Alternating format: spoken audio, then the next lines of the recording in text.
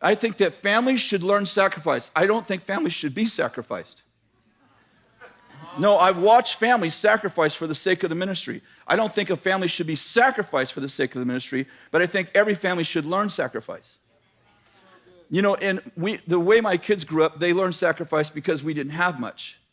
And, you know, we grew up, when my kids were growing up, if we bought Jason a pair of shoes, it meant we couldn't buy shoes that month for Shannon or Jamie. That's the way we were raised. And we were never starving. My kids always had a room to live in. And by the way, I'm not complaining. I'm simply saying we lived in the land of just enough. We always had just enough. My kids never thought, well, we're not going to have a house, we're not going to have food. But we lived most of our life in the land of just enough.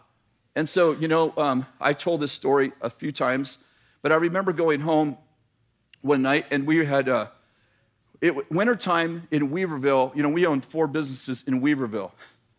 So wintertime in Weaverville, there isn't much happening. And the people who are doing business with you, it's pretty much on credit, and they pretty much don't pay their bill until springtime.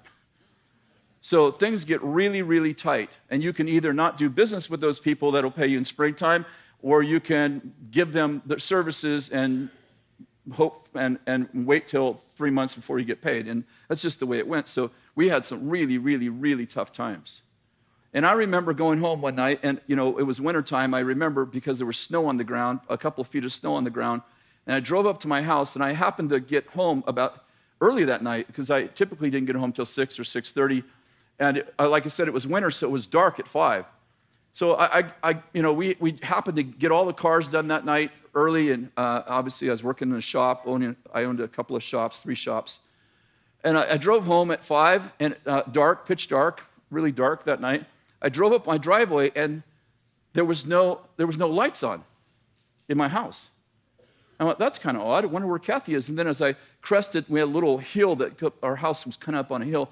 As I came up to the top of the hill, I see Kathy's car there, and I began to kind of panic, like, oh my goodness, there's no lights on, but her car's here, what's going on, what's wrong?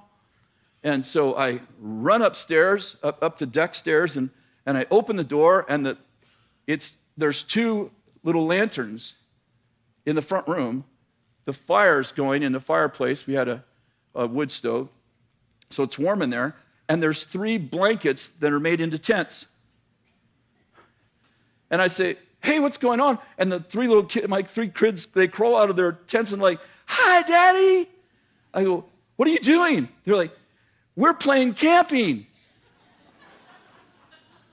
And just then, Kathy comes out of the kitchen where it's dark, and she comes running out into the front room. She's like, what are you doing home? Why are you home? What time is it? You're home early. I said, what's going on? She's like, no, and I'm following her, and she's kind of talking to me, and she's obviously nervous.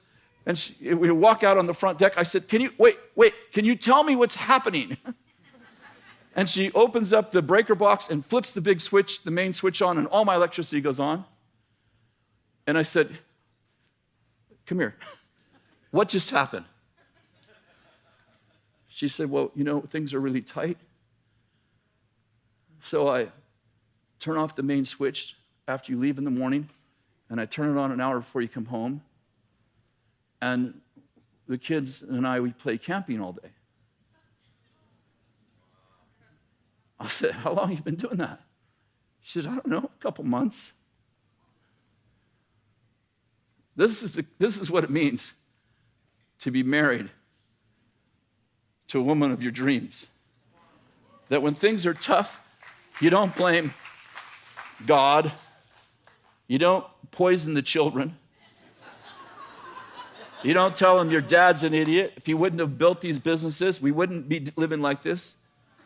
No, instead, you figure out what you can do when you have 3 little children at home to help.